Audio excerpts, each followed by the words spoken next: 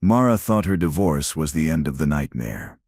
Her ex-husband was gone, and the lawyer who helped her seemed like the only man who truly cared. He brought her flowers, checked on her every day, said he just wanted to make sure she was safe. It felt like comfort, until safety started to feel like surveillance. Her phone buzzed with his messages every hour. Her friends stopped calling. Even her mail was rerouted through his office. The man who once defended her was now watching her, and he didn't plan to stop. The courthouse hallway smelled of paper and old carpet. Mara held the final divorce decree in her hands like proof she'd survived something unexplainable. Her lawyer, Daniel Cross, stood beside her, calm and polished as always. He congratulated her on her freedom, but his eyes lingered too long. She was too tired to notice. She signed the last form, slipped the pen into her purse, and felt a strange quiet settle inside her. The storm was supposed to be over, yet it already felt like something unseen was waiting outside the building. Daniel insisted on driving her home. He said taxis were unreliable this time of day, and she looked pale. Mara didn't want to argue. Exhaustion had become her normal state. The ride was silent except for the sound of rain on the windshield. He asked about her plans now that she was free, and she said she just wanted peace. Daniel smiled, saying peace was something people like her deserved. She didn't notice how the word people like her sounded more like ownership than empathy. To her, it only felt like kindness. Her apartment was small, but it smelled of coffee and clean laundry, the two things that made her feel human again. Daniel helped her carry a few boxes inside, though she hadn't asked him to. He lingered in the doorway, scanning the place like he was memorizing every detail. He told her he'd stop by soon to check how she was settling in. Mara thanked him, unaware that checking in would become part of her daily routine. For now she was just relieved to have silence, unaware of how short it would last. Days turned into a pattern she didn't plan. Daniel started appearing with small reasons. A signed document she forgot, a bill that needed attention, a message from court. Each time he stayed longer than before. He noticed her books, her photos, even commented on the chipped mug she used for coffee. Mara told herself he was just being friendly. After years of walking on eggshells with her ex-husband, having someone who noticed her at all felt almost comforting. What she didn't realize was that noticing had already turned into studying. One afternoon, Daniel handed her an envelope.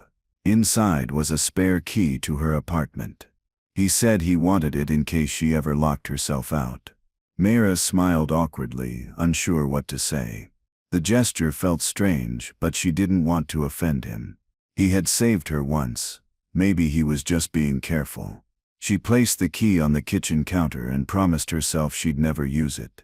That night, she dreamed of doors that locked from the outside and keys that disappeared when she tried to grab them.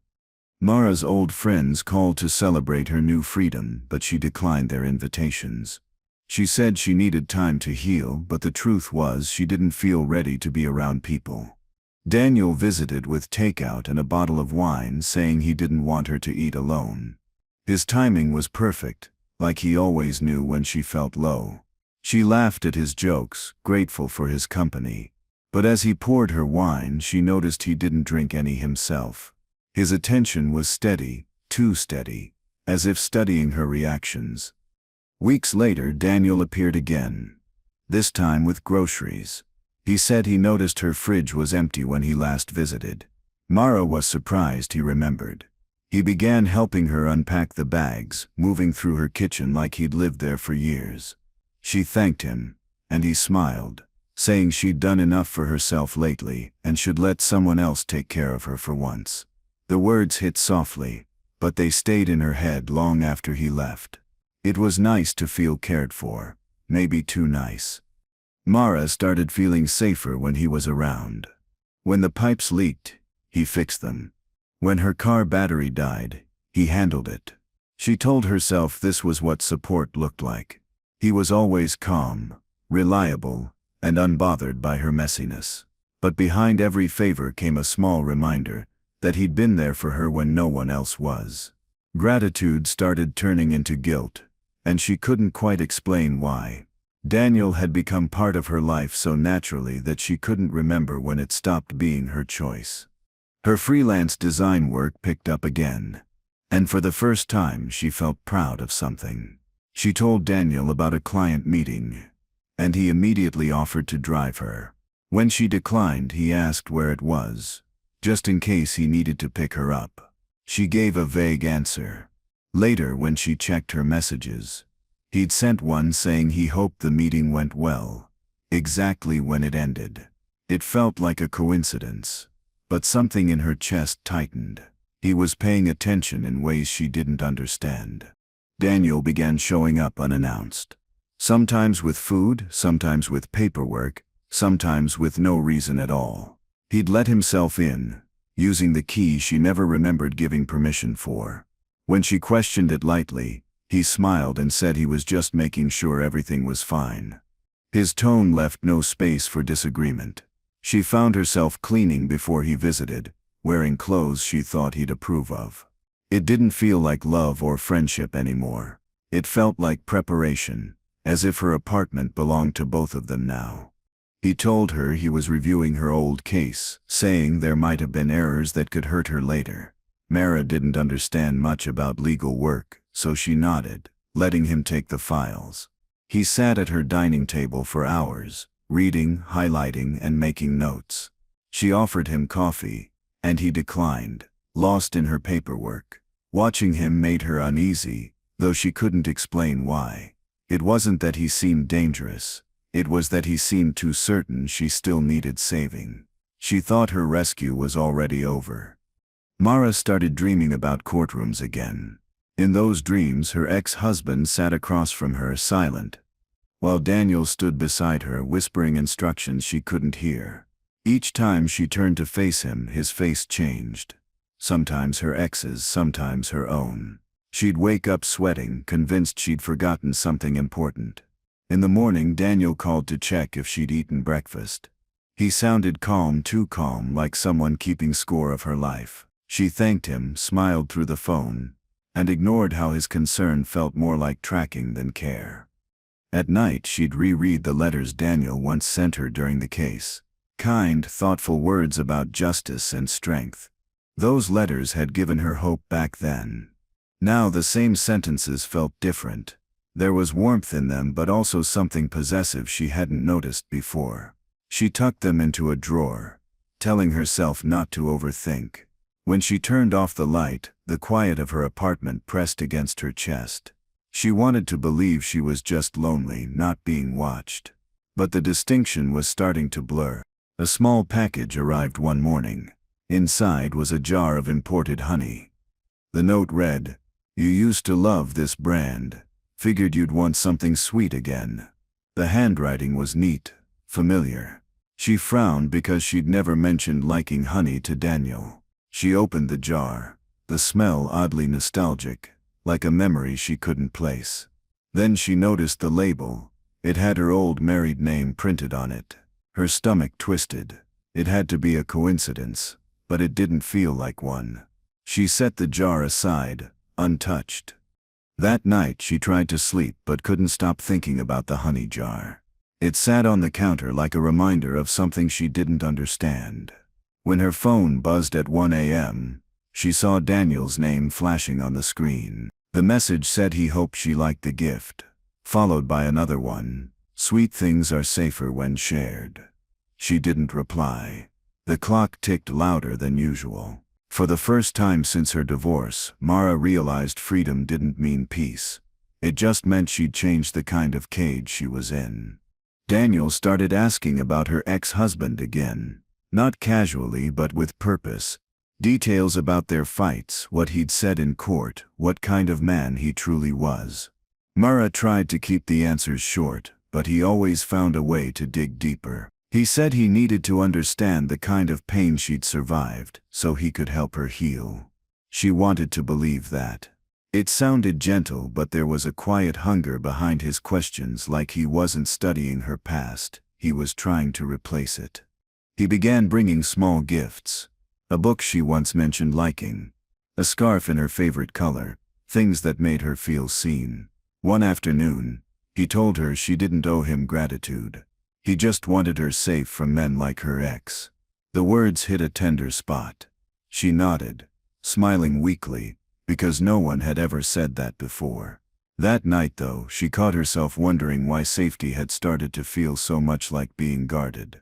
There was comfort, yes, but it came with a quiet sense of being contained.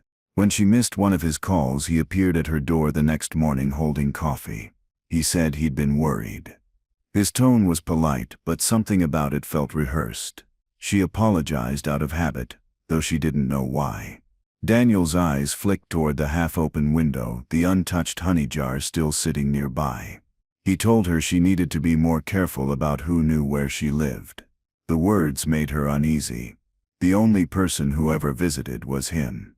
She thanked him again and watched him linger in the doorway. The next day, she wore a bright dress.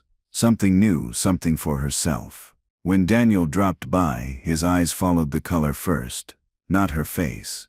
He asked who she was meeting, his voice light but edged. She told him no one. He smiled, but the silence after carried judgment she didn't understand. After he left, she found herself changing back into an old sweater, unsure if it was shame or exhaustion guiding her. For the first time, she noticed her reflection looked smaller, as if her life had begun shrinking around his approval. She tried spending less time with him, letting his calls go unanswered, keeping her visits shorter. Daniel noticed. He sent longer messages now, pages of text about how he couldn't stop worrying, how he thought of her every time it rained. She read them all but didn't reply. When she saw his name flash again that night, she turned her phone face down. Her chest felt lighter for a moment. But when she woke up the next morning, she saw him sitting in his car across the street, coffee in hand, waiting. Mara told herself it was a coincidence. Maybe he was in the area, but then it kept happening. His car parked outside at different hours, headlights flicking on when she came home. He texted small things like sleep well or long day. Before she even reached her door, she started feeling exposed in her own hallway. Each knock made her heart tighten. She didn't tell anyone. She didn't want to sound paranoid. She reminded herself that Daniel had helped her once, and that maybe his worry was just misplaced kindness. She met an old friend, Clara, for coffee. It felt good to talk to someone from her old life. But halfway through the conversation, her phone buzzed. Daniel's name again. The message said, "You look happy. Who's the friend?" Mara froze. Clara saw her face change and asked what was wrong. She brushed it off. Later, when she checked her reflection in the cafe window, she caught sight of Daniel's car parked a block away. He waved through the glass, smiling like it was a normal coincidence. Her stomach twisted. It didn't feel accidental anymore. Clara warned her that Daniel's attention wasn't normal. She said kindness shouldn't come with supervision. Mara nodded but didn't agree out loud. She didn't want to believe someone she trusted could have hidden motives. That night, she texted Daniel that she needed space. His reply came fast, a simple, "I understand." It felt too calm, too short. For the first time, she realized how much of her peace depended on his tone. The quiet that followed didn't feel like freedom. It felt like waiting for something to break. Days passed with no calls, and for a moment Mara felt lighter. She opened her windows again, cooked meals, even played music while cleaning. Then a letter slid under her door. Inside was a photograph of her sitting by that same window. It wasn't old, the same mug, same shirt from yesterday. On the back, Daniel's handwriting read, "You look happy." Her hands went cold. She didn't call him. She just tore the photo in half, flushed the pieces, and told herself she imagined everything. Still, she closed her curtains after that. The next morning, she walked to work and tried to act normal. Her phone buzzed again. Another message from Daniel, pretending nothing had happened. He asked if she was eating well, said he could bring soup if she felt tired. She ignored it, deleted the thread, and kept walking. The street felt longer than usual. At a red light, she saw a reflection in a shop window. Daniel standing across the road pretending to scroll his phone. Her hands clenched around her bag strap pretending not to notice him watching. That night, she couldn't sleep. Every sound felt amplified. The hum of the fridge, the creak of the pipes. She finally dozed off near dawn. When she woke, a vase of flowers sat on her doorstep. The note said, "Sorry if I made you uncomfortable." Her name was written in the same careful handwriting from her divorce papers. She didn't know whether to feel relieved or frightened. She placed the flowers on the kitchen counter beside the honey jar. Two gifts that once felt sweet, now felt like evidence. Mara told herself to act normal again. She went out for groceries, called Clara, and tried to fill her day with noise. That evening she checked her mailbox. Inside was a legal envelope. Daniel's firm name on it. The note inside wasn't about her case. It was a printed article about emotional trauma and dependency. A sticky note read, "You're not ready to be alone." She tore it apart and left it on the floor. That night she moved the spare key from the counter to a drawer, finally noticing it was no longer there. Later that week, Daniel visited again without calling first. He said he'd been near the neighborhood and thought he'd stop by. When he set his briefcase on her table, a folded paper slipped out. An old bus ticket dated 1999. It had her birth year printed on it. He smiled when he saw her looking at it, saying it was a lucky find from the year the world made you. She forced a smile, her mind racing. That night, she dreamed of buses with no drivers and windows that only looked back at her. The next morning, Mara called the locksmith. She changed her locks and threw the spare key in the trash. For a few hours she felt free again. But that evening, Daniel texted saying he couldn't get in when he came by to drop off a file. Her stomach turned. She hadn't told him she'd changed the locks. The message ended with, "We need to talk." She turned off her phone and went to bed early. When she woke up, another bouquet of flowers waited on her doorstep. Same handwriting, same apology. Her landlord stopped by to remind her rent was due. When she offered the check, he said it had already been paid. Daniel had dropped it off in advance, saying he wanted to help. Mara felt her throat tighten. She asked if he left any message, and the landlord said, "He said you'd appreciate the gesture." She closed the door and sank onto the floor. The walls of her apartment didn't feel like hers anymore. It was as if every part of her life had a witness. Someone who believed kindness gave him permission. Before we continue and see what happens next, take a second to support this story. Liking and subscribing helps me keep sharing these haunting real-life tales with you. She called Daniel that night and told him to stop interfering in her life. His voice was calm. Too calm. He said he'd only done what any friend would. When she raised her tone, he replied softly, saying he just couldn't stand the thought of her struggling again. After hanging up, she stared at the phone, realizing how easily guilt replaced anger. That was the problem with Daniel. He never shouted, never forced anything. He made control sound like care, and care sound like obligation. She didn't know when she'd stop seeing the difference. Mara's clients began canceling meetings. One messaged her saying they heard she was emotionally unstable. Confused, she asked where that came from, but they wouldn't say. A few days later, she received a call from a former coworker who mentioned Daniel had spoken to her company, saying he was concerned for Mara's well-being. The words replayed in her head like an echo. She realized the safety net he'd built around her wasn't to catch her, it was to contain her. Her independence had quietly become a story he controlled. She went to her favorite cafe to escape. The smell of espresso and chatter grounded her for a while. But when she opened her laptop, her screen flashed with an email from Daniel's office. "We've updated your account access." Her passwords no longer worked. Panic hit. She called the firm. The receptionist said her lawyer had requested temporary supervision of her files due to her mental state. Her voice cracked as she denied it. The receptionist apologized, saying Daniel was only protecting her interests. Protection, that word was turning poisonous. That night, she checked her social media. Her profile picture was gone. Her posts deleted, replaced with a message she never wrote, taking a break from mental health. Daniel's phrasing.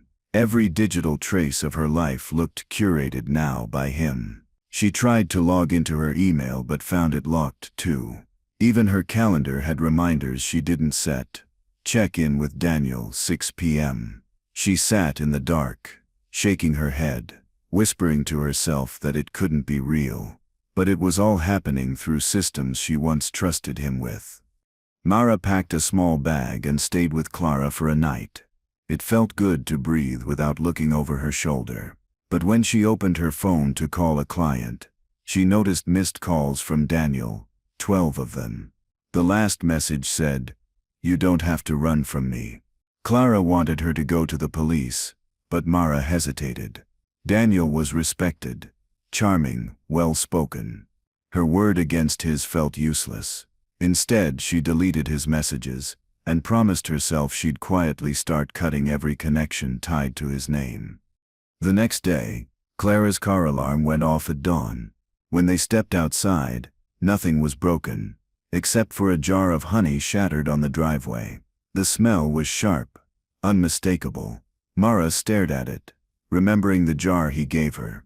The label was smeared, but the handwriting on the note beside it was clear. "You're safer here." Clara called it harassment. Mara called it a misunderstanding, though she didn't believe it. She packed her things and said she'd go home.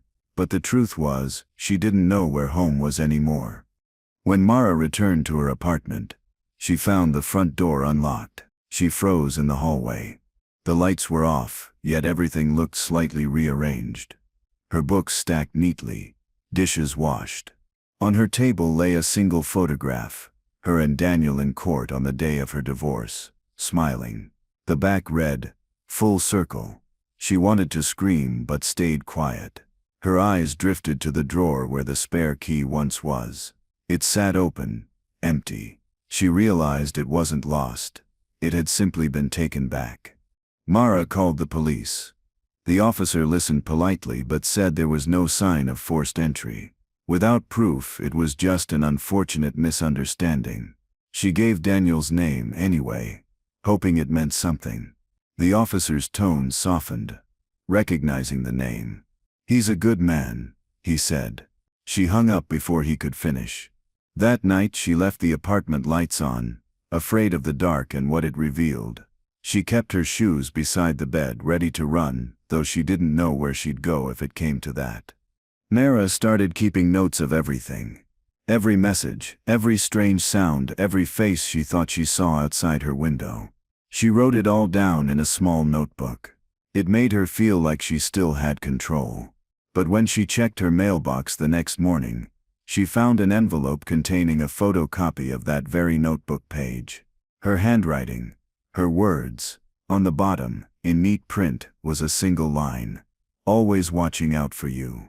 She dropped the envelope and walked inside, heart heavy with the truth she'd been avoiding. Her phone rang that evening. It was Daniel. His voice was calm, like nothing was wrong. He said he missed their friendship, that she was confusing care for control. She didn't respond. He continued talking as if she were listening, describing how her life had improved since he stepped in. The call lasted 9 minutes. She didn't say a word. When it ended, she deleted his number and sat in the quiet. For the first time, she admitted to herself that she wasn't being watched. She was being managed. Daniel began bringing up her past during every conversation. He reminded her of how broken she was when they met, how much he'd risked to protect her from her ex-husband. He said she owed her new life to him. Mara listened in silence, realizing he was rewriting her story while she stood there. The version he told made her sound helpless and dependent, not strong. When she tried to correct him, he said memory played tricks. It wasn't a discussion anymore. It was a lecture from someone who thought he owned her survival. She found herself replaying his words long after he left. Part of her wanted to believe him, that he cared, that she mattered to someone. Another part knew it was a trap. The problem was, Daniel didn't need to raise his voice. His calmness made every sentence sound like truth. She called Clara and tried to explain, but nothing she said sounded real out loud. It was like describing smoke. Clara said she should record everything. Keep proof. Mara agreed, though she wasn't sure proof mattered when her whole life was already edited by him. One night, a thunderstorm hit the neighborhood. The power went out, leaving the apartment in darkness. Through the thin curtains, she saw a faint glow. Headlights parked across the street. The shape of a car she recognized. She tried to convince herself it was coincidence. But when the thunder rolled, the lights blinked twice, slow and deliberate. The rain hit the glass in hard sheets, blurring her view. She stayed still, watching the car idle for what felt like hours, until the glow finally faded into the distance, leaving only the sound of water and fear. When she woke the next morning, the air smelled faintly of something sweet. She followed the scent to the door. The jar of imported honey was shattered on her doormat, shards glinting in the light. The note beneath it said, "It's not safe to ignore me." Her hands trembled as she swept the pieces into a trash bag, sticky sugar clinging to her fingers. She wanted to call the police again, but knew how the last visit went. Instead, she sat on the couch, staring at her reflection in the window, wondering how safety could feel like this. Daniel called that afternoon, apologizing for crossing a line. He said emotions made people act foolish sometimes. She didn't answer, but the voicemail played anyway. His voice calm and rehearsed. He ended the message with, "You can always trust me." Mara deleted it, but couldn't shake his tone, like he believed it completely. Every word made her feel smaller, as if her sense of control was shrinking to fit the space he allowed. When the phone stopped ringing, the silence didn't feel like relief.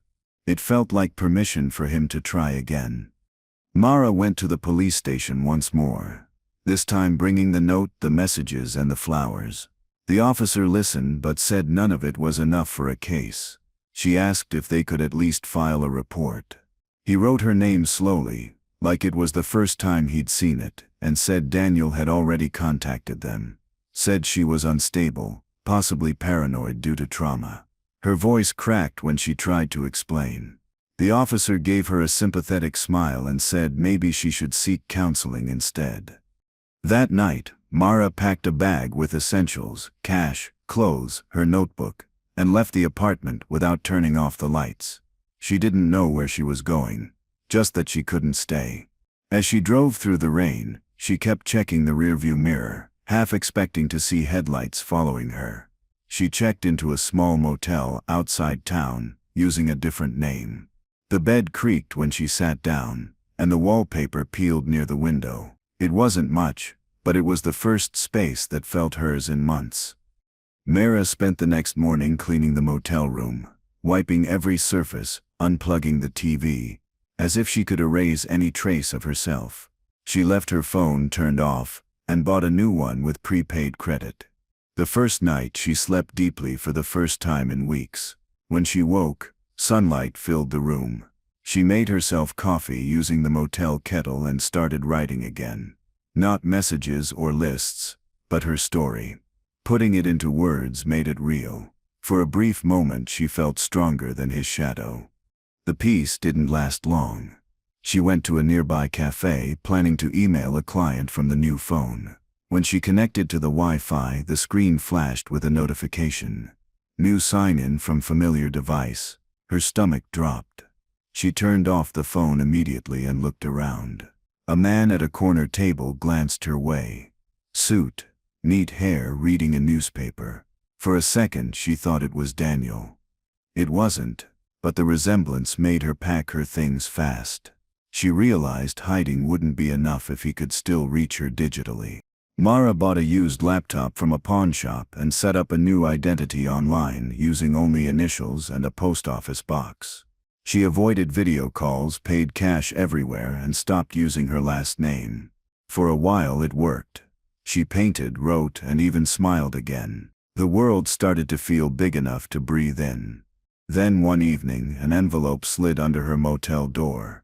It contained a single page, her new name printed across the top, followed by 2 words in Daniel's handwriting, "Still found you." She didn't sleep that night. Her mind kept looping through possibilities. Maybe he'd hired someone. Maybe he'd tracked her through her old accounts. The next morning, she went to a nearby police station in that new town and showed them the letter. They took her seriously this time, suggesting she move again. But the thought of running forever made her sick. She sat in her car afterward, clutching the steering wheel. She didn't want to disappear. She wanted him to stop existing in her life. For that, she needed proof stronger than fear. Mara started documenting everything in secret. She printed photos, screenshots, timestamps, even wrote her own statements on plain paper. She kept the folder under her mattress and checked it each night. It gave her a strange sense of order, like turning chaos into evidence. But one morning, when she looked for the folder, it was gone. The bed was made differently too, not the way she left it. Her chest tightened as she checked the door.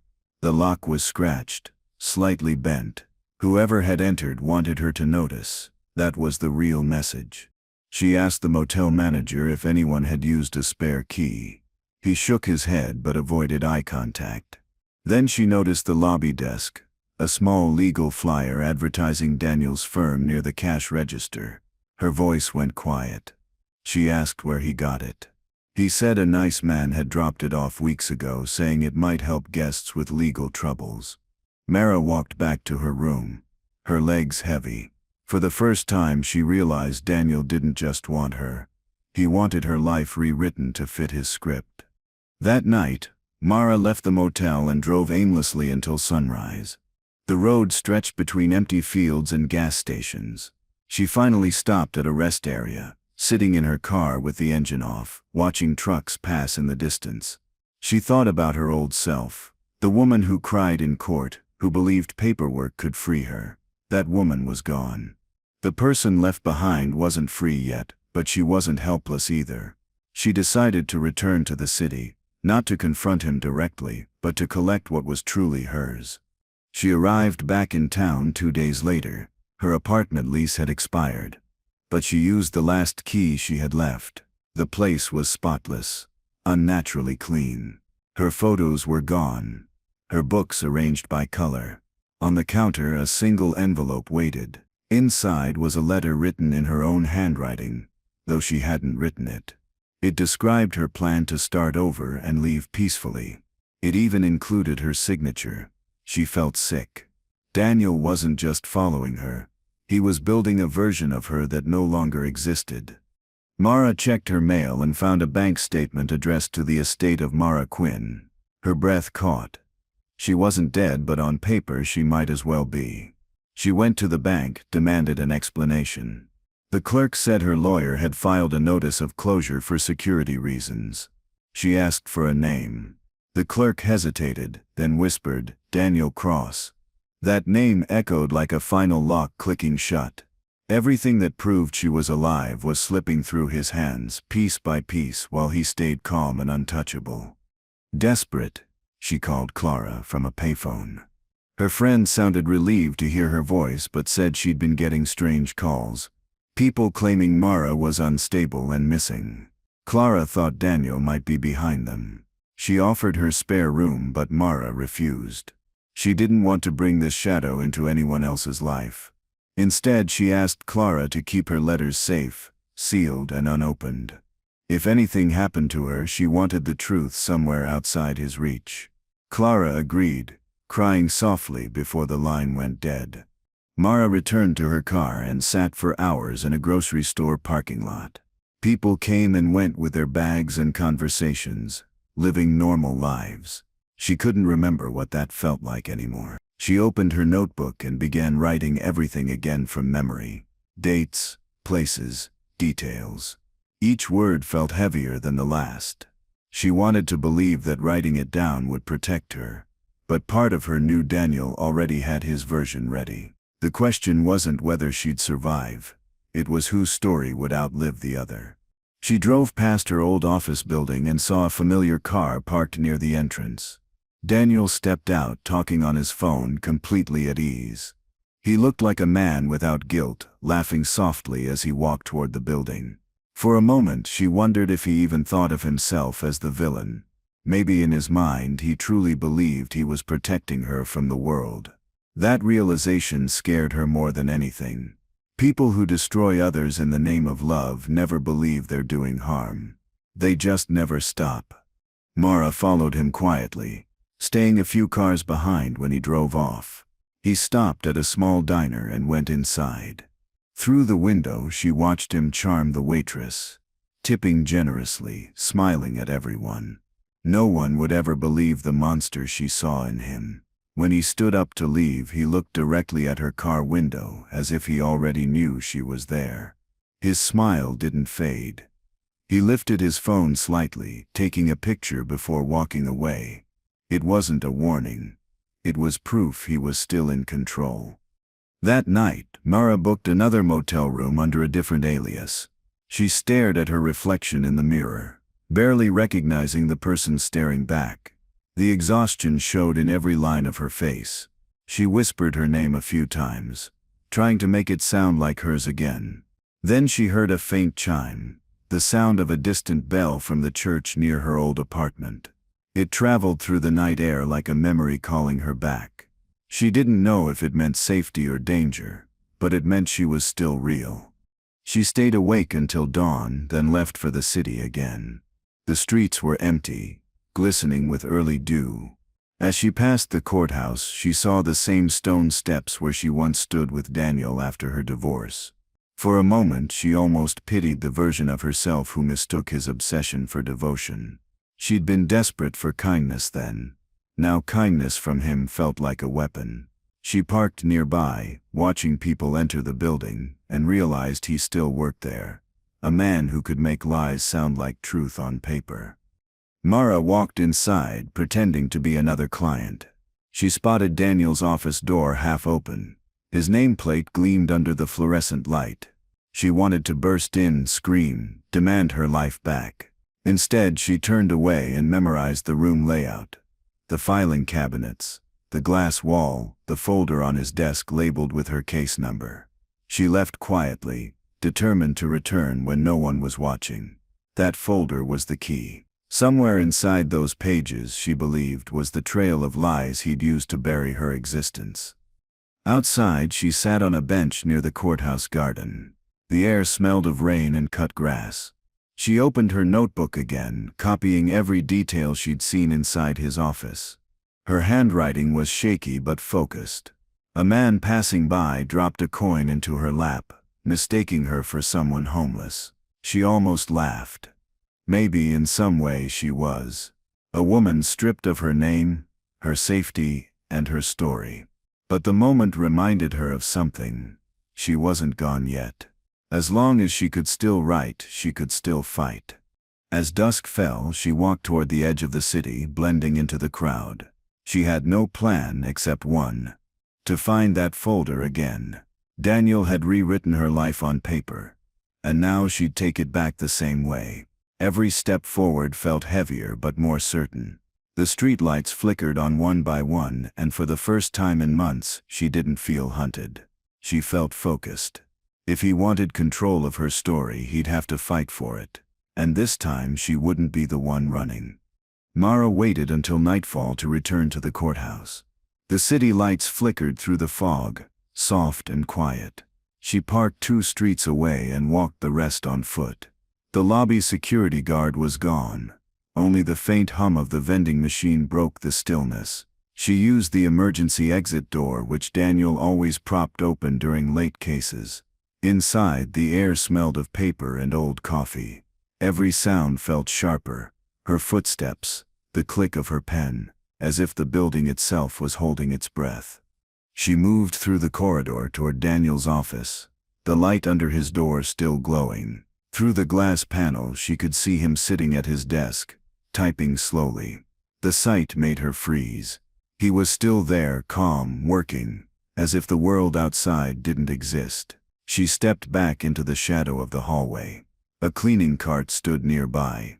She waited until the elevator dinged and the cleaner entered another floor before she slipped inside the office next door, praying he wouldn't notice the movement beyond the frosted glass. The walls between the offices were thin. She could hear him humming faintly, tapping his keyboard, opening drawers. Then the sound stopped. A chair creaked, followed by footsteps. She held her breath, her hand on the doorknob. The footsteps passed by her door, paused for a second, then faded down the hall. She counted to 60 before stepping out. Daniel's office light was off now, but his desk lamp glowed faintly. She pushed the door open just enough to slip inside. His scent, that same sharp cologne, still lingered in the air. His desk was neatly organized, every file labeled in perfect order. She found her name quickly. The folder was thick, heavier than she remembered. Inside were copies of emails, photos, even her old signatures. There were pages she'd never seen. Fake therapy notes, false evaluations claiming she was unfit to handle her finances. Her hands trembled as she flipped through them. At the back was a sealed envelope titled Personal Notes.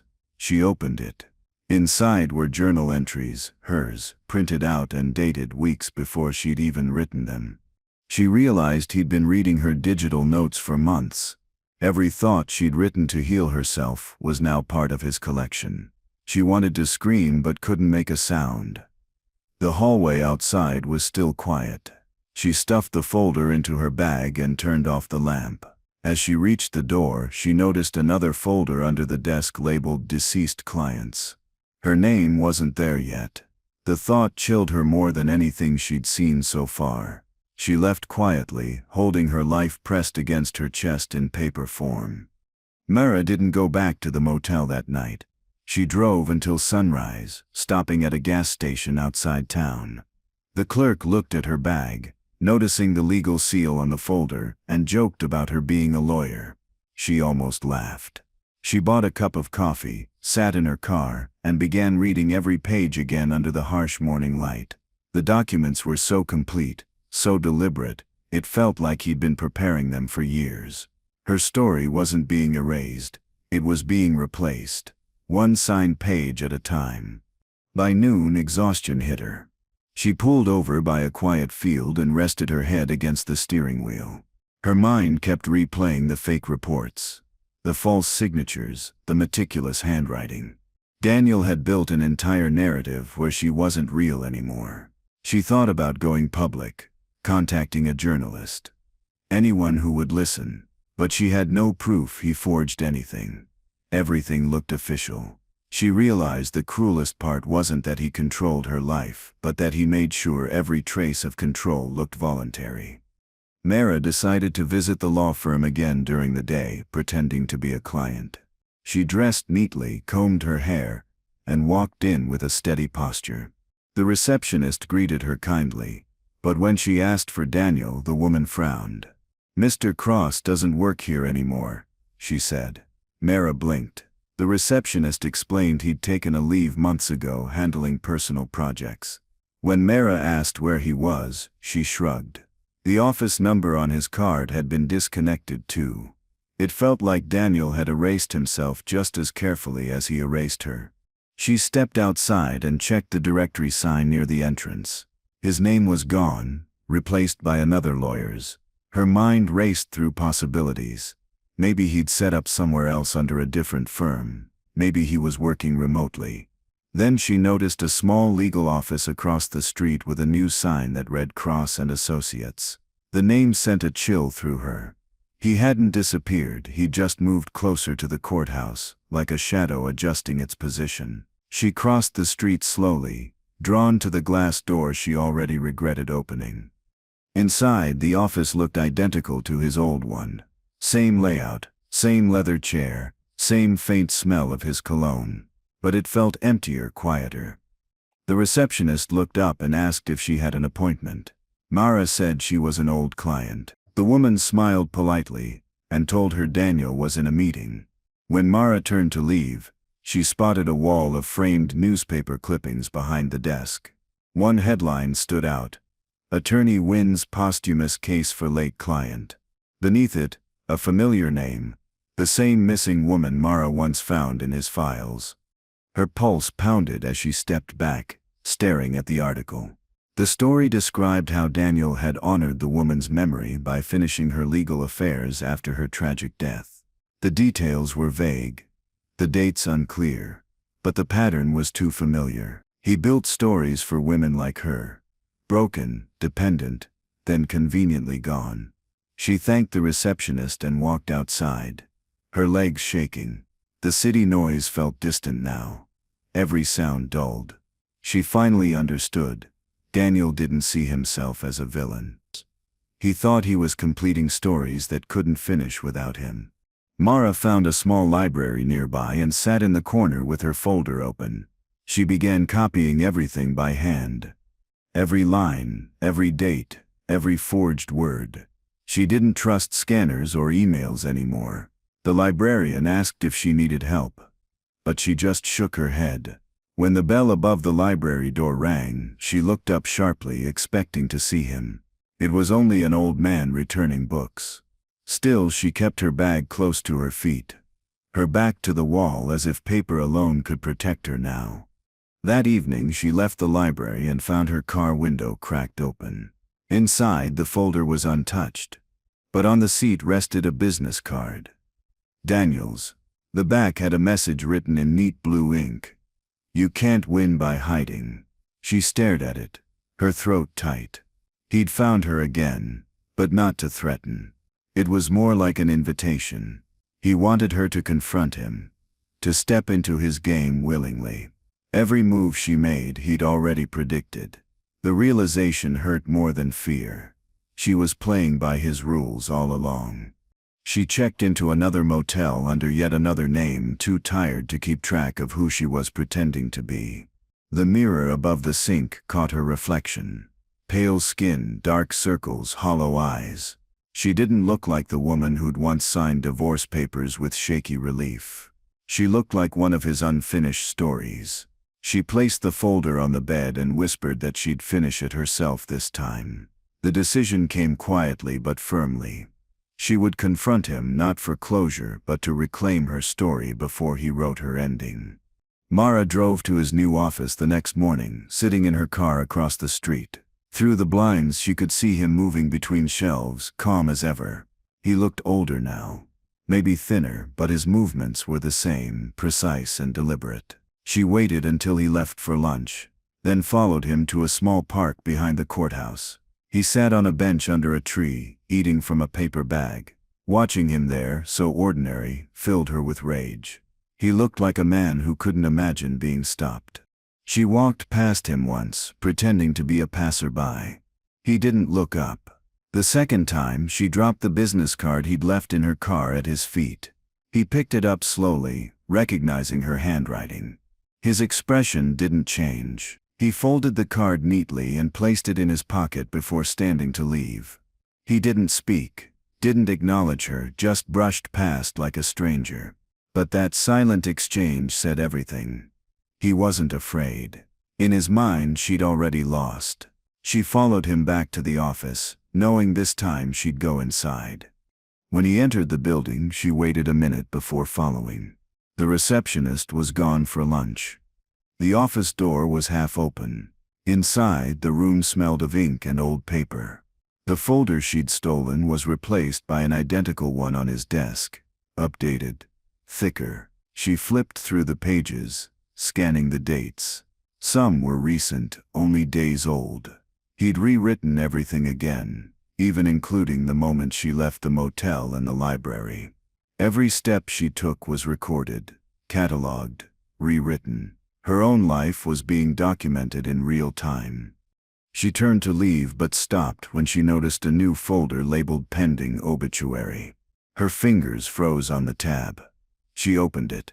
Inside was a draft of an article, her photo attached. Her name spelled correctly this time. The text described her as a troubled woman found deceased after years of instability. The date was blank. She stepped back, her stomach twisting. He wasn't just preparing her story. He was scheduling her disappearance. Every detail was there except how. It was like reading a script waiting for her to perform the ending. The office door creaked behind her. Daniel's reflection appeared in the glass. He closed the door softly, setting down his briefcase. He didn't look surprised. He just smiled like someone watching a plan unfold exactly as intended. Mara stood still, folder in hand. He told her she shouldn't be there, that this was all a misunderstanding. Words that used to calm her now sounded like chains. He walked closer, reaching for the folder, but she stepped back. For the first time, he looked slightly annoyed, as if she'd disrupted something important. She asked him why. Her voice was steady, though her body shook. He said he'd done everything for her protection. He spoke like a doctor explaining a treatment. Calm, rational, detached. He said she needed structure, that she always functioned better when he guided her. She realized he wasn't lying. He truly believed it. That made it worse. His obsession wasn't anger, it was conviction. He didn't want her gone. He wanted her contained. She backed toward the door, folder pressed to her chest, whispering that she wasn't his to protect anymore. Daniel sighed, his expression softening again. He said she was overreacting. That stress could distort perception. His voice was steady, patient, the same tone he used in court. He asked her to sit down so they could talk like before. She shook her head.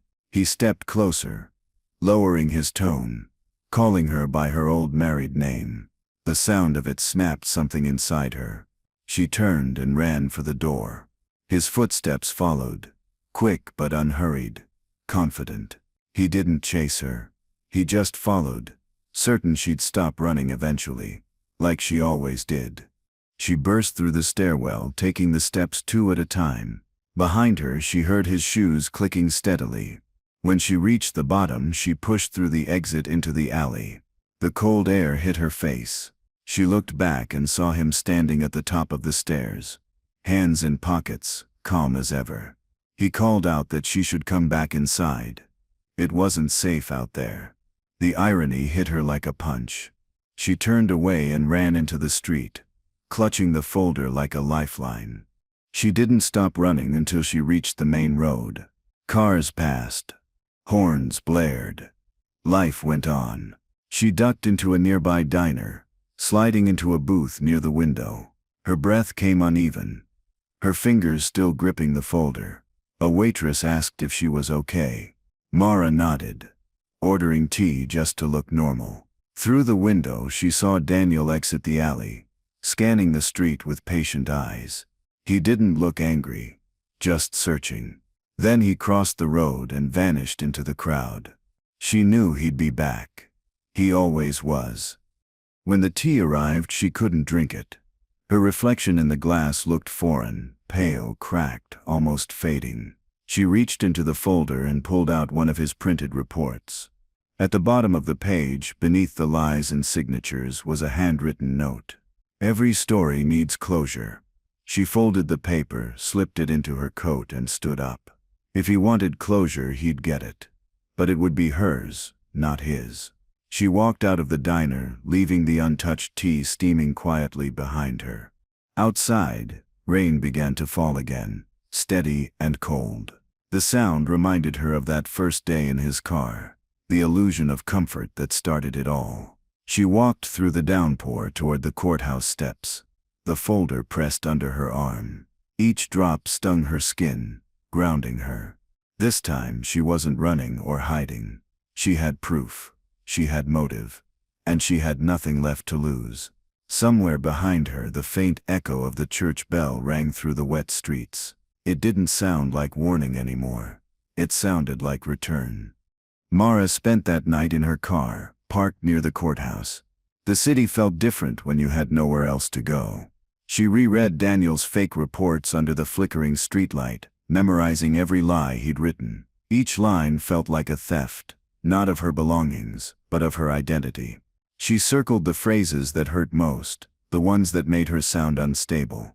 Tomorrow she'd show them to someone who couldn't ignore them. She didn't want revenge, she wanted to exist again in a version of her story that still belonged to her. The next morning she walked into a small newspaper office near the city center. The reporter she met was young, skeptical at first, but his expression shifted as he read the forged documents. He said he'd look into Daniel's cases, though he warned it could take time. Mara thanked him and left. Unsure if she believed him, she'd handed over the truth, but part of her feared even that could be twisted. Still, walking out of that office felt like breathing clean air for the first time, a small act of resistance that didn't require permission. She wandered through the park afterward, trying to clear her mind. Children played near the fountain, their laughter sharp against the hum of traffic. For a moment she wished she could feel ordinary again. Anonymous, invisible. Then her phone buzzed. The message came from an unknown number. "You looked peaceful today." She froze, scanning the area. Her pulse quickened as she spotted a man sitting on a nearby bench with a newspaper. He lowered it slightly, revealing Daniel's calm face. He didn't approach. He just smiled, folded the paper, and walked away slowly. Mara followed him for a few blocks before losing sight of him near the subway entrance. She stopped, realizing how easily he'd turned fear into a leash. Every time she reacted, he gained ground. She needed to flip that power. That night, she went to a copy shop and made duplicates of the entire folder. One for Clara, one for the journalist, one to hide somewhere he couldn't reach. She sealed each envelope and wrote a note inside each. "If I disappear, he's responsible." It wasn't safety, but it was insurance. The following day, Mara received a call from the journalist. He'd checked the other cases under Daniel's name. There were patterns. Women who vanished, records sealed, settlements finalized under strange circumstances. It wasn't proof yet, but it was enough to raise questions. He told her to stay somewhere safe. She wanted to believe that was possible. She hung up and looked around her small motel room. Safety wasn't a place anymore. It was distance. The gap between her name and his reach. She decided to keep moving before he closed it again. She spent the next week living out of her car. Parking lots became her resting spots, gas stations her breakfast tables. Each night she read the pages she'd copied, reminding herself who she was. But the fatigue built up like a shadow. One evening she found a note tucked under her windshield wiper. It read, "Running doesn't erase mistakes." No signature, but she didn't need one. She tore it into pieces and threw them out the window. Yet even as she drove away, she couldn't shake the thought that maybe this was exactly how he wanted her to feel. She returned to the city library again, this time asking to see public case records. The clerk hesitated, but eventually gave her access. The files confirmed what she suspected. Daniel had closed several cases tied to missing women. All the outcomes painted him as a savior. She felt a strange mix of rage and grief reading those names. Women like her, each with their own version of dependence turned into disappearance. She stayed until closing time, copying what she could. When the lights dimmed, she packed her papers, whispering to herself that none of them would be forgotten. On her way out of the library, she saw a familiar figure across the street. Daniel again, standing under a lamppost, hands in his coat pockets. He didn't move, just watched her cross the intersection. When she turned back once she reached her car, he was gone. The streetlight flickered, casting quick flashes over the wet pavement. For the first time, she didn't feel fear as much as anger. He'd taken everything from her except her resolve. If he wanted to end her story, he'd have to face her inside it first. Mara spent the next morning in a cafe near the courthouse, writing her own statement. She detailed every encounter, every forged signature, every message. She included the copies of the fake reports and Daniel's personal notes. She didn't know who would believe it, but at least the truth would exist in writing, somewhere beyond her head. As she sealed the envelope, she caught her reflection in the cafe window, tired but alive. For the first time, she didn't look like a victim. She looked like someone preparing for the final round of a long fight. She went to drop the envelope at the reporter's office but found police cars parked outside. Through the glass, she saw Daniel standing near the front desk, speaking calmly with officers. He handed over documents, gesturing toward a photo on his phone. One of the officers nodded, glancing briefly at her through the window. She turned and walked away before anyone could stop her.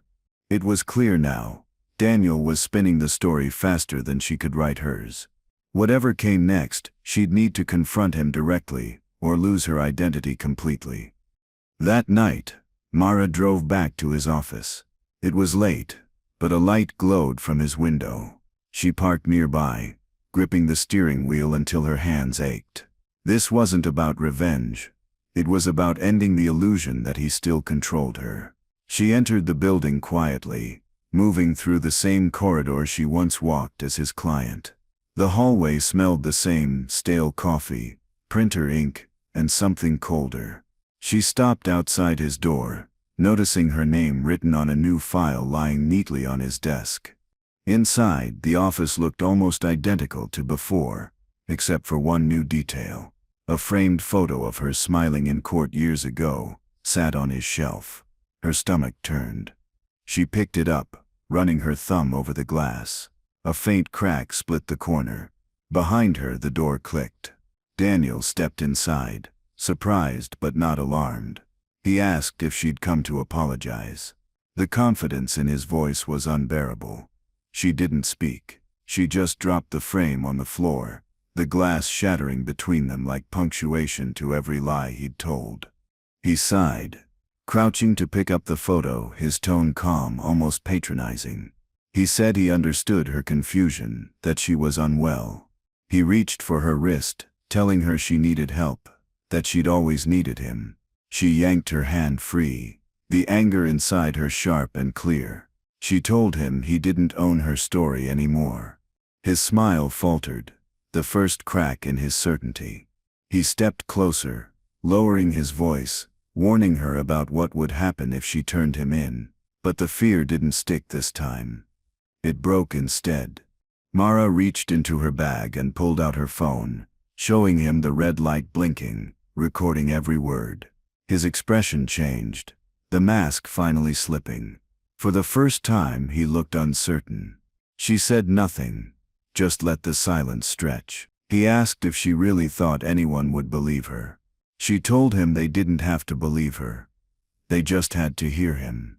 His jaw clenched, but his composure returned quickly. He called her dangerous, said she was threatening him. She pressed stop on the recording, smiling faintly. Daniel moved toward her, but she stepped back, grabbing the folder from his desk, the one labeled obituary. The papers fluttered as she pulled them out. She tossed them across the floor, watching his careful order unravel.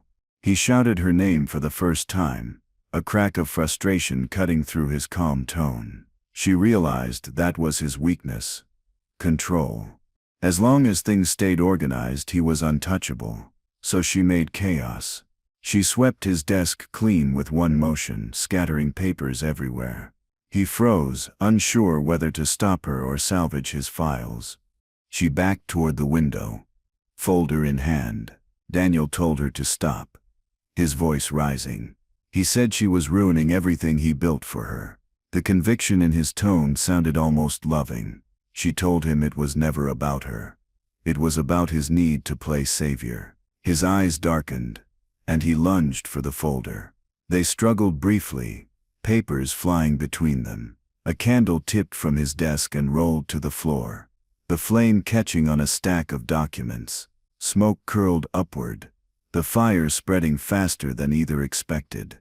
Daniel shouted, trying to stomp out the flames, but the papers only fed the fire. Mara grabbed what she could, the recording, her folder, and one burned page that still bore her name. Daniel turned toward her, coughing, his face twisted between fury and disbelief. He said she'd regret this. She looked at him through the haze, realizing she already had, for years. The smoke alarm shrieked through the building. As the fire climbed the curtains, she ran for the door, leaving him behind with the ashes of his perfect order. The hallway filled with thick gray smoke. She stumbled toward the exit, covering her mouth with her sleeve. Flames licked through the doorway behind her, painting the walls in orange light. Outside, sirens wailed as people gathered near the street, pointing toward the building. She pushed through the crowd, clutching her bag tight. Her lungs burned, but she didn't stop until she reached the opposite sidewalk. When she looked back, the second-floor windows glowed bright red. For a brief, terrifying moment, she saw Daniel's silhouette standing still behind the glass, refusing to move. Firefighters rushed past her as the heat from the blaze reached the street. She stood there, soaked by the spray from their hoses, unable to look away. The sound of cracking glass echoed down the block. Someone asked if she was okay, but her voice didn't work. Her hand still held the charred piece of paper, her name barely legible. The smell of smoke clung to her skin, mixing with the rain that had begun to fall again. For the first time, she didn't feel hunted or trapped. She just felt emptied, like the story had burned clean. An officer approached her, asking what happened. She said she'd been nearby when she saw the fire start. He took her statement but didn't press. The firefighters reported one man missing inside. The name wasn't confirmed, but everyone knew. Mara sat on the curb, shaking quietly, the scorched folder resting beside her. She didn't cry. There were no tears left. The sound of the bell from the church tower rang faintly through the smoke-filled air. It wasn't comforting, but it anchored her, a small reminder that she was still here, and he wasn't. Hours later, she walked to the riverbank at the edge of the city, the sky still gray from the fire's residue. She opened the burned folder and released the ashes of the ruined papers into the water. The current carried them away quickly, disappearing under the bridge. She watched until the last scrap sank beneath the surface. It didn't feel like victory or justice, just release. Her story was messy, incomplete, but hers again. For the first time in years, no one else was writing it for her. She whispered her name softly, testing its weight. She found a cheap motel near the highway and checked in under her real name. It felt strange to see it printed again, unaltered. The clerk didn't look twice. Inside the small room, she took a long shower, scrubbing away the smell of smoke. The mirror fogged over completely. When she wiped it clean, she hardly recognized herself. Not broken, not whole, just present. She sat on the bed with the burnt page beside her. Only one word remained clear enough to read: alive. It felt like proof, fragile but real, that she'd taken herself back. The next morning she bought a newspaper from a street vendor. The front page showed the burned remains of Daniel's office. The article called it an accident. No mention of her name. No obituary. She folded the paper carefully and placed it in her bag.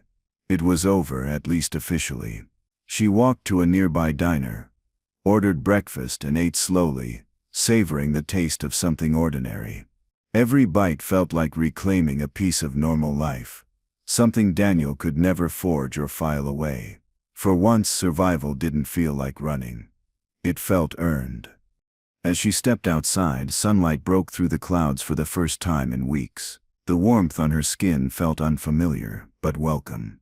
People passed by, unaware of the story that had nearly erased her. She blended into the crowd easily, her pace calm and steady. At a crosswalk, she heard the faint toll of the church bell again.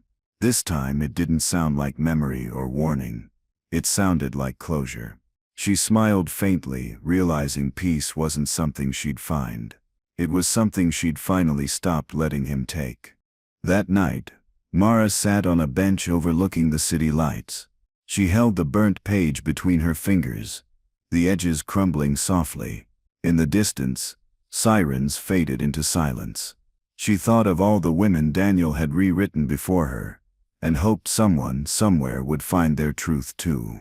She tucked the page into her coat pocket and closed her eyes. Her story wasn't perfect, but it was finally hers. The world moved quietly around her, unaware that a ghost had just learned how to live again. The night no longer felt like a cage. In the days that followed, Mara lived quietly. The city moved on, the fire forgotten by most. She found work at a print shop, using a nameplate that finally felt hers again.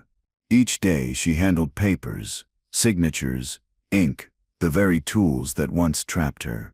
Now they belonged to her hands. Sometimes customers asked about the faint burn mark on her wrist, and she'd just smile, saying it was from an old accident.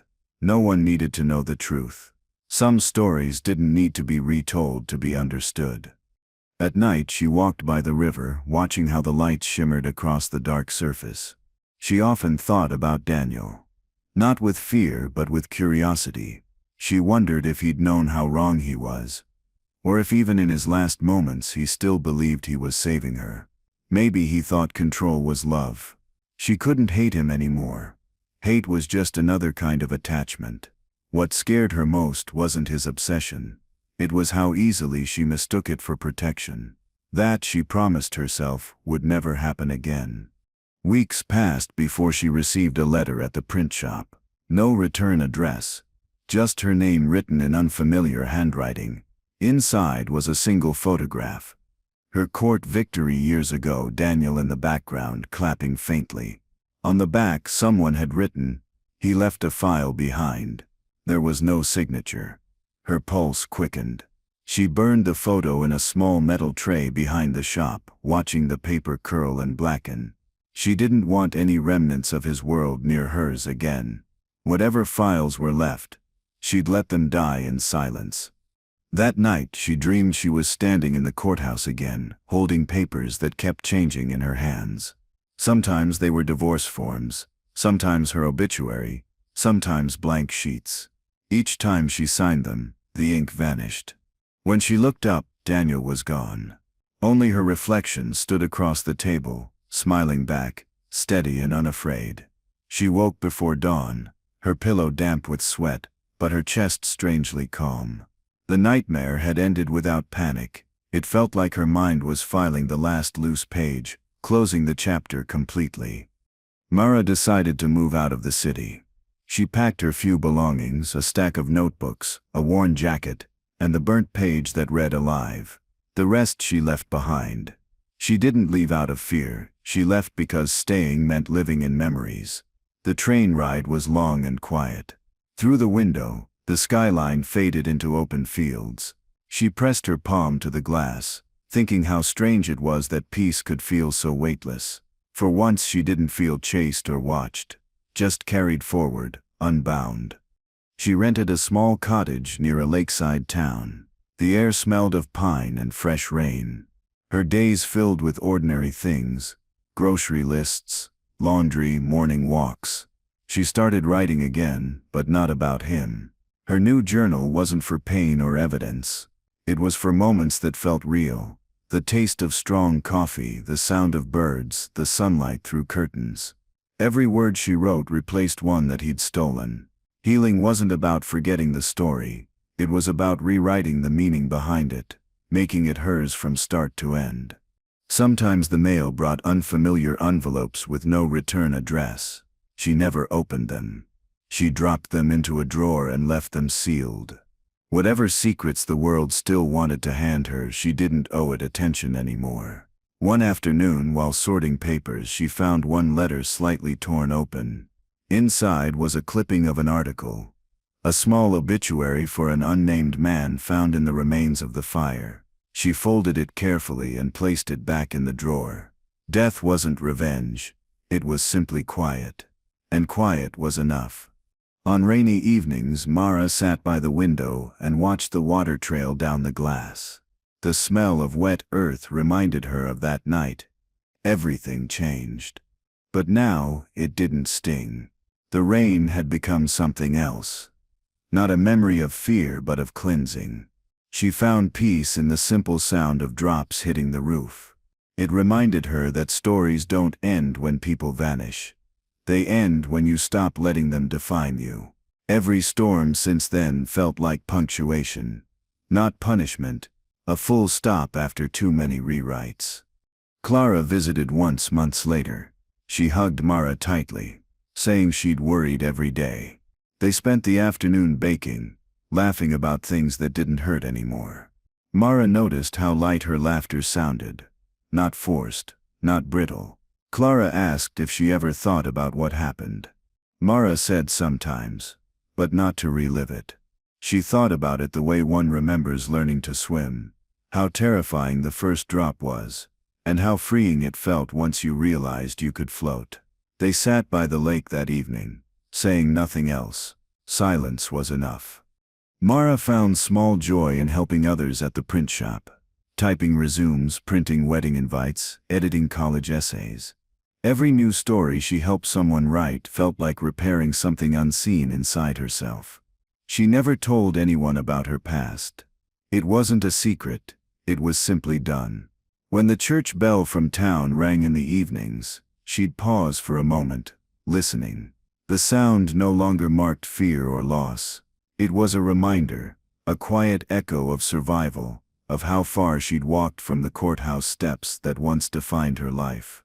One afternoon, while cleaning the drawer where she kept old papers, Mara found the sealed letters again. Most were yellowed with age. On impulse, she opened one. Inside was nothing but a blank sheet of paper and a single red thread. No name, no message. She turned it over, expecting more, but it was empty. She tied the thread around her wrist gently, unsure why. Maybe it wasn't from him at all. Maybe it was from life itself, a strange, fragile symbol of continuity, of something still connecting her to a future she hadn't yet written. That night, she stood outside watching the moonlight glint on the lake. The air was cool and still. She thought about how strange survival could be, how it demanded both strength and surrender. She'd once believed safety meant never being found. Now she knew safety was the ability to exist, even after being rewritten. The scars didn't disappear. They became punctuation marks in a story she'd finished by hand. She smiled softly, realizing she wasn't haunted anymore. She was simply human, imperfect, free, and finally unobserved. Seasons passed quietly. The red thread on her wrist faded but never broke. Her hair grew longer, her posture softer. She began volunteering at a shelter that helped women escaping abusive relationships. She didn't share details, only listened. Each story she heard reminded her how fragile freedom could be, how easily protection could turn into control. But she also saw resilience in them, the same fire that had carried her through. Sometimes when the women cried, she'd hand them paper and tell them to write. She said gently, "Your story is still yours." Mara's name eventually returned to public record. Her old debts cleared, her legal status restored. The journalist published an article connecting Daniel to multiple unresolved cases. The evidence came from an anonymous source, though she never confirmed or denied being it. When she read the piece, she felt no pride, just relief. Truth had finally taken shape outside her hands.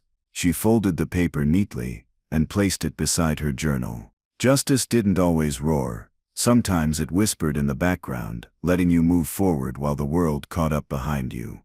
Years later, her cottage was filled with the smell of ink and books. She'd started writing small essays for local papers, not about what happened, but about recovery, identity, and control. Her words resonated quietly with readers who saw themselves between the lines. She never mentioned Daniel, but his shadow lingered in every lesson she wrote. Sometimes she imagined him reading her work, realizing he'd failed to define her. That thought didn't bring satisfaction, it brought peace. She'd become what he never understood, a woman who no longer needed to be saved. One morning she received a package with no return address. Inside was a small glass jar of imported honey, the label faded and worn. She stared at it for a long time. The seal was unbroken. She placed it on the kitchen shelf beside a candle and smiled faintly. Maybe it was from the past. Maybe from someone trying to close their own chapter. Either way, it no longer scared her. Objects only held power when you gave them meaning. She'd already rewritten what sweetness and safety meant. This jar was just honey now. That evening she lit the candle beside the jar and opened her window. The sound of the town bell drifted faintly through the night air. The red thread on her wrist brushed against the glass jar as she reached to close the curtain. For a brief second, everything felt perfectly balanced, past and present, fear and peace. She whispered a quiet thank you to no one in particular. Maybe to life itself, maybe to the version of her who never stopped fighting. Then she blew out the candle, leaving the room bathed in gentle darkness. In the quiet that followed, she realized she hadn't thought about Daniel in months. His voice, once constant in her head, had finally faded into silence. She could barely recall his face now, only the feeling of his control. That memory no longer defined her. It had become just another fact of her history. She wondered how many others had reached this point. The end of fear, the return of self. She hoped they all found it, in their own ways at their own pace. Survival, she realized, was a kind of quiet inheritance. Mara started keeping a small box near her writing desk filled with objects that once carried weight: the burnt page, the red thread, the honey jar label. They were reminders, not relics. Proof that she'd outlived everything meant to define her.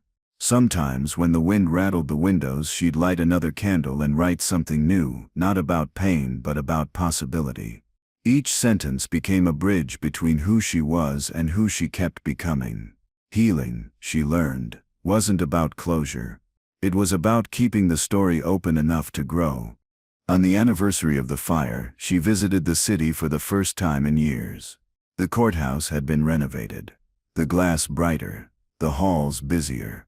She walked past the place where she once stood, shaking with fear, and felt nothing but distance. Near the old law office site, a new building stood, a clinic, offering free legal help for women. The sign made her smile. It felt like life had edited the story's ending for her, adding a small note of balance where chaos once reigned. She left a flower by the doorway and kept walking. As she headed back to the train station, rain began to fall again. The drops felt cool against her skin. People hurried past, covering their heads. But she didn't. She let the rain wash over her freely, closing her eyes as it soaked her hair and clothes. It didn't feel like the night of fear anymore. It felt cleansing, earned. She stood there a moment longer, whispering the same words she'd once read on that burnt page. Alive. The sound blended with the rain, soft and final, like punctuation at the end of a long, hard sentence. Back at home, she hung her coat by the door and placed her notebook on the table. The window was open, letting the scent of rain drift through. She sat down and began writing again. Not about Daniel, not about trauma, about resilience, small kindnesses, and how people rebuild themselves quietly. Her handwriting was steadier now. Every word came easily, without fear of being read or twisted. She signed her name at the bottom, a simple act that once felt impossible. This time it wasn't a confession. It was ownership. It was hers. When night fell, she stepped outside and looked up at the stars. The lake shimmered faintly in the moonlight. Somewhere in the distance the bell rang once more. A low, steady sound that no longer reminded her of anything painful. She watched her reflection in the water, soft and peaceful. For so long she'd been defined by others' versions of her. Now the reflection was simple, just Mara, standing still, alive and whole. She didn't need to explain it to anyone. Existence itself was her answer, clear and undeniable. She returned indoors, placed her journal on the shelf beside her other writings, and turned off the lights. The red thread caught the moonlight as she lay in bed, glowing faintly against her wrist. She traced it with her fingertip, thinking how fragile but strong it felt. Maybe survival was like that, delicate but unbreakable. As sleep crept in, her mind drifted through memories, none of them sharp anymore, just faint outlines of a story she'd rewritten into peace.